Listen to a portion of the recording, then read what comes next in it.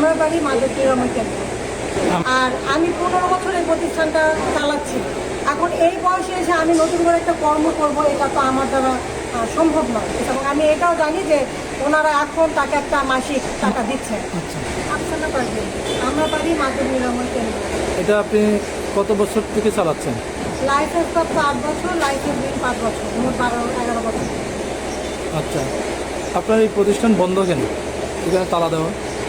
আসলে এখানে একটু আমাদের যে বর্তমান মাদকদ্রব্য সব সরকারি পরিচালক এডি যে দায়িত্বে আছেন তার সাথে একটু আসলে ভুল বোঝাবুঝি, প্লাস এখানে আসছিল, এসে তল্লাশি করে ওই হ্যান্ডকাপ, চাবিবিহীন হ্যান্ডকাপ, শিকল 2টা আর একটা খেলার কাঠ পাইছিল। এটাকে কেন্দ্র করে উনি এখানে যে দায়িত্ব আছে পিওনো স্যার, ওনাকে ডাকেন এবং উনি এসে সিলগালা করে চলে যান। হ্যাঁ বলছি, আমি এই বিষয়টা নিয়ে রাজশাহী গিয়েছিলাম, তখন স্যার বললো যে অলরেডি জিজিটা ঢাকা চলে গেছে, আমাদের হাতে আর কিছু করণীয় নেই, আপনি ওখানে যান। তারপর আমি ঢাকাতে 2-2বার গেছি। এখন যে আমাদের বর্তমানে মহাপরিচালক হাসান মারুফ স্যার, ওনার কাছেও গিয়েছিলাম, ওনাকেও বিষয়টা জানাইছিলাম। স্যার বলেছিল আমি বিষয়টা দেখব, কিন্তু এর পরবর্তীতে তারা আমাকে কোনো লাইসেন্স ফেরত আমাকে দেয়নি, আমি পাইনি। এটা কি সাইনবোর্ড নামায় দিচ্ছে শুধু, না সিলগালা করে দেওয়া হয়েছিল? সিলগালা করে দিয়েছিল। ইডি স্যার, সহকারী পরিচালক যে শাকিব স্যার, উনি প্রথমে এককভাবে আসেন, আমিও ছিলাম না, আমার অনুপস্থিতিতে আমার সকল স্টাফদেরকে প্রতিষ্ঠান থেকে বের করে দেওয়া হয়, দিয়ে উনি এককভাবে রুগীদের সঙ্গে কথা বলে ভিডিও করার পরে উনি প্রায় 3 ঘন্টা পর পিওনো স্যারকে ডাকেন। পিওনো স্যারের উপস্থিতিতে উনি কোনো রুগীদের কাছ থেকে স্টেটমেন্ট নেয়নি। পিওনো স্যার শুধু এসে তালা সিলগালা করে দিয়ে চলে যায়। এটা অক্টোবরের 7 তারিখে সিলগালাটা করে, প্রায় 7 মাস চলছে। আপনার রোগী রাখার ধারণ ক্ষমতা কত? রোগী রাখার, এখানে যে রোগী ট্রিটমেন্টে করেন কতজন রাখতে পারেন? 10 বেডের, আমার হচ্ছে 10 বেডের অনুমতি পাবে। 10 বেডের। জয়পুরহাটের টোটাল নিরাময় কেন্দ্র কয়টা? টোটাল নিরাময় কেন্দ্র লাইসেন্স প্রাপ্ত 10টি, লাইসেন্স বিহীন চলতেছে আরও 2-3টি। বিহীন চালানোর, লাইসেন্স ছাড়া চালানোর কোনো ওয়ে আছে কিনা, সরকারি নীতিমালা আছে কিনা? সরকারি নীতিমালা আপনি আবেদন দিয়ে চালাতে পারবেন, সেই ক্ষেত্রে রুগী তোলার অনুমতি আছে কিনা জানি না, সেটা আসলে আমি সঠিক বলতে পারছি না। কিন্তু আপনি একটা বিল্ডিং নিয়ে প্রক্রিয়াধীন থাকাকালীন অবস্থায় আসলে তো বিল্ডিং দেখাইতে হয়, স্পেস দেখাইতে হয়, এগুলা ওরা তদন্তে আসে, যার জন্য বিল্ডিং না নিলে তো তারা এই জিনিসগুলো তো সাবমিট করতে পারবে না।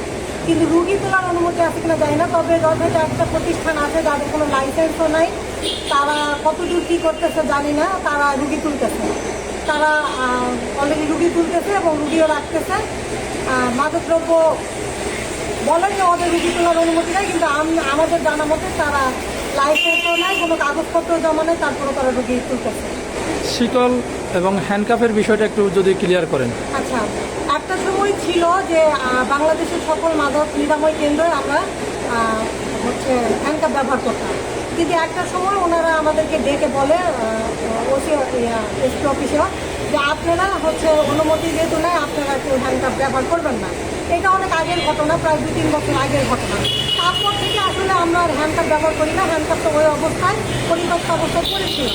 আর আমরা রিসেন্ট বাসা বদলের কারণে ওই হ্যান্ডকাপটা ওই অবস্থায় জিনিসপত্রের সঙ্গে রয়ে গিয়েছিল বলে হ্যান্ডকাপটাও এই জিনিসপত্রের সাথে এই অবস্থায় আসে, কিন্তু কোনো চাবি ছিল না, এটা একদমই পরিত্যক্ত। আর যেহেতু এখানে মানসিক রুগী থাকে, কারণ যারা নেশা করে তারা এক প্রকার মানসিকভাবে অসুস্থ থাকে, যার কারণে আমাদের শিকল এই জন্য লাগে। এখানে গ্যাসের সিলিন্ডার থাকে, গ্যাসের চুলো থাকে, বটি থাকে, বিভিন্ন জিনিসপত্র থাকে, লকার থাকে, এই জিনিসগুলো অনেক সময় আমরা এই শিকলগুলোতে বেঁধে রাখি। যেমন আমাদের মোটর সাইকেল আছে, রাতের বেলা মোটর সাইকেল বাঁধা হয়, গ্যাসের চুলা বাঁধা হয়, এই জন্য 2-1টা শিকল আমাদের হচ্ছে ব্যবহারের কাজে আমরা অনেক সময় প্রতিষ্ঠানে, এটা সব প্রতিষ্ঠানেই শিকল এবং হ্যান্ডকাপ আমার মনে হয় যে সারা বাংলাদেশ সার্চ করলে 80% যেভাবে পাওয়া যাবে, কারণ এগুলো আসলে আমাদের সিকিউরিটির জন্য অনেক সময় আমাদের প্রয়োজন হয়ে থাকে শিকলগুলো।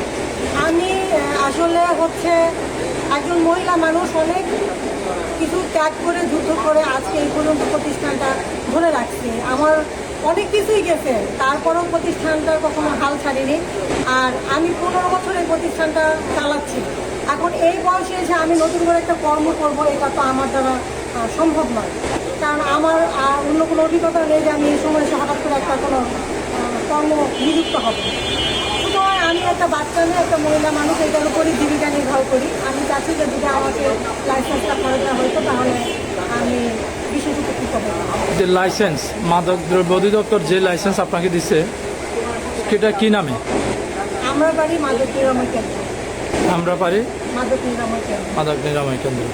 আচ্ছা, এটা কি আপনার লাইসেন্সের টাকা বা সরকারি যে ফিটা সেটা কি আপডেট আছে?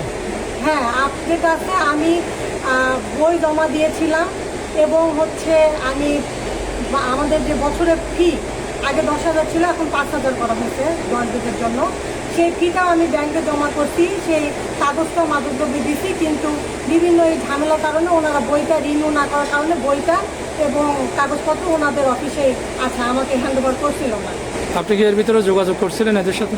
হ্যাঁ, যোগাযোগ করছিলাম। তখন আমাকে বলছিল যে আমরা তো বাসা বদল করছিলাম, তো বাসা বদলা স্থান পরিবর্তন। হ্যাঁ, স্থান পরিবর্তনের কাগজটা একটু সমস্যা ছিল, যার কারণে আমাকে বললো যে আপনি পেপারসটা ঠিক করে আবার দেন, দিলে আমরা এটা রিনিউ করে আপনাকে লাইসেন্সের কাগজটা হ্যান্ড ওভার করবো। এর মধ্যে তো এই যে এই ঝামেলা তৈরি হইলো, আমি তো আর এই ব্যাপারের জন্য তার এই বিষয়ে কোনো কথা তার মানে বলার প্রয়োজন পড়ে না। এরপরে আপনার 7 মাস যাবৎ বন্ধ রয়েছে। হ্যাঁ। আচ্ছা, এখানে আমাদের কাছে একটা অভিযোগ আছে, জয়পুরহাটে অনুমোদিত যে কয়টা মাদকদ্রব্য নিরাময় কেন্দ্র আছে তাদের কাছ থেকে একটা মাসিক একটা ফি চাওয়া হয়েছিল।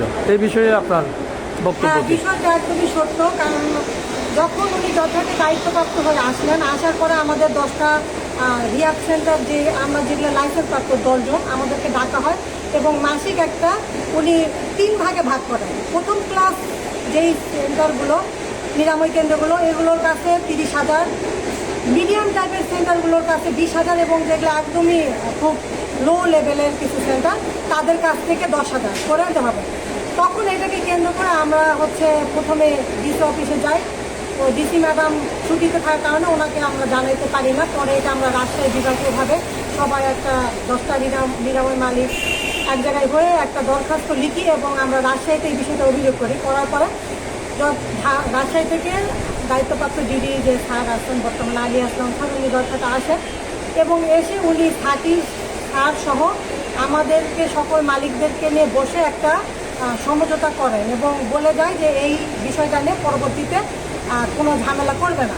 কিন্তু যখন এটাকে কোনোভাবেই উনি দেখলো যে আমরা এখানে ঢাকা পর্যন্ত দৌড়াদৌড়ি করবো বা যাবো, তখন উনি যখন কোনো কিছুভাবেই থামাইতে পারতেছিলাম না আমাদেরকে, তখনই আমার প্রতিষ্ঠানে এরকম একটা ঘটনা ঘটে এবং এইটাকে কেন্দ্র করে সবাইকেও কিন্তু উনি থামাই দেয়।